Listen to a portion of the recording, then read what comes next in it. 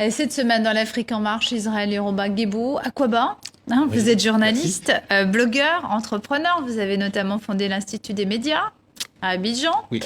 On va reprendre votre CV. Vous avez commencé comme blogueur en 2009. Vous avez lancé un blog collectif, avenue225.com. C'était en pleine guerre civile et c'était pour promouvoir une autre forme d'information en Côte d'Ivoire. Oui, mon blog personnel a commencé en 2007, mais effectivement en 2009, on a commencé avec ce qu'on appelle un blog communautaire, donc Avenue 225, Avenue pour parler de la rue, 225 comme l'indicatif de la Côte d'Ivoire. En fait, on était 5 années, un peu plus après les événements de 2002. Il était important pour nous de nous situer, de porter une information nouvelle. Il y avait une télévision d'État qui avec l'information institutionnelle et à côté des journaux papier qui sont les porte-voix de partis politiques.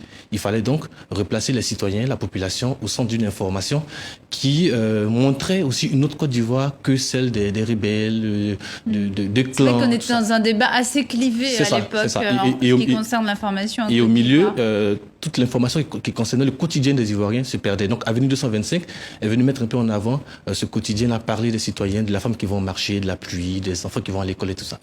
Vous êtes aussi le promoteur des avenues, ces sites d'information de proximité qui sont présents dans 8 pays d'Afrique. Comment vous les avez exportés? Alors en fait, Avenue 225 a tellement eu du succès que des citoyens, des personnes ont voulu aussi franchiser, j'ai envie de dire, ce site-là dans leur pays. Et donc on a installé au Burkina, au Mali, en Guinée-Conakry, au Congo, Brazzaville, ainsi de suite. Donc près de 8 à 9 pays. Et ce qu'on fait, c'est qu'on fait de la formation et on les aide à installer la plateforme et à mettre de l'information dessus. Comment les autorités vous ont vu arriver? Elles vous ont perçu d'un bon œil? Alors, elles nous ont pas vu du tout arriver parce qu'à cette époque-là, elles n'étaient pas très connectées.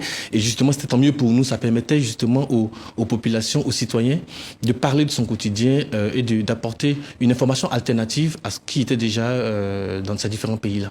Alors, vous avez ensuite lancé une web radio d'information en Côte d'Ivoire. Vous avez ensuite fondé l'Institut des médias à Abidjan.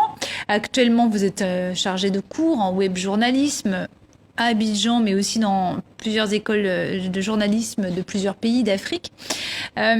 J'aimerais savoir, c'est quoi la particularité du web journalisme? Alors, ça me fait sourire parce qu'un web journaliste, c'est d'abord un journaliste. Je le dis toujours, le web n'est qu'un support complémentaire. En même temps qu'on est un journaliste télé, journaliste radio, journaliste agence, on a maintenant le web journalisme. C'est le journaliste professionnel qui utilise le web pour diffuser de l'information. Donc, c'est juste le canal qui change. Quelles sont les qualités? Il y a des qualités différentes. Il faut être un peu meilleur technicien quand on fait du web journalisme. On se pose la question, vous savez, c'est la TV5 Monde, parce qu'on est en pleine mutation. C'est vrai qu'il faut être très à l'aise avec les nouveaux outils, avec les réseaux sociaux, les blogs, avec le digital, le numérique de façon générale. Mais ça n'enlève rien aux critères fondamentaux que sont être un bon journaliste. Qu'est-ce qui fait les qualités d'un bon blogueur et donc d'un bon web journaliste aussi? Alors, il y a une bonne différence. Le blogueur, c'est le citoyen qui utilise le blog, donc c'est un mini-site d'information pour s'exprimer. Donc, il a une totale liberté. Le journaliste, lui, est régi par les règles d'éthique et de déontologie.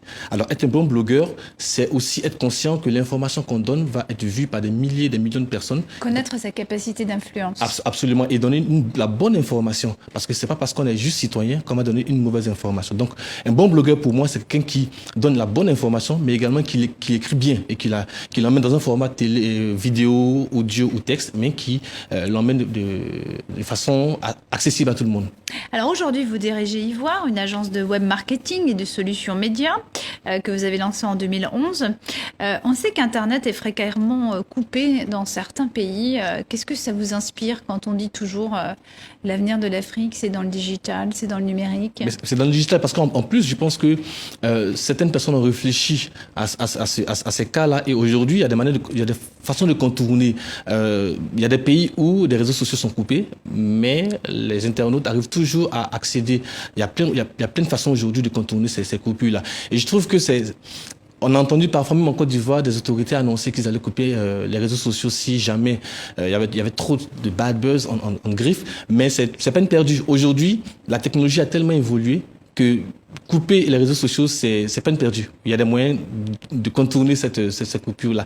Et puis, honnêtement, les réseaux sociaux, Internet, le web sont un bon moyen de liberté d'expression. Je pense au contraire, on devrait... Mais ça peut être un problème parfois. Oui, comme dans tous les médias. Mais je pense que les autorités devraient encourager davantage les citoyens au bon usage de ces réseaux sociaux-là plutôt que de les censurer. Parce que bon, si vous les censurez, ils trouveront des moyens pour communiquer toujours. Israël Urbain-Guébou, merci d'être venu sur le plateau de TV5 Monde.